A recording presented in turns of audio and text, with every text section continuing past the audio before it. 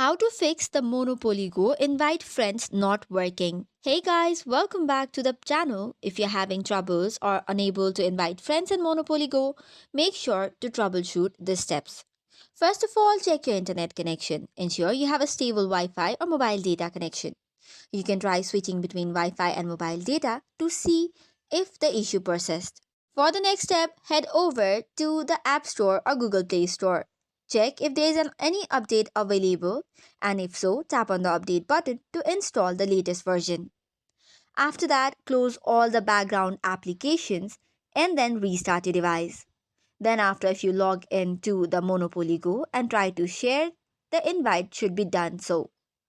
If not, ensure that the Facebook or the Game Center is linked properly. If you are inviting friends via Facebook, ensure that you are logged in into Facebook in Monopoly Go. Likewise, Monopoly Go has required permissions in your Facebook settings. So ensure that as well. If you are using the Game Center or Google Play Store, then check your account connection.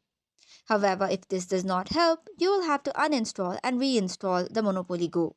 Log back in and try inviting friends again. So that's it for today's video. For more such contents, do not forget to hit the like and subscribe button.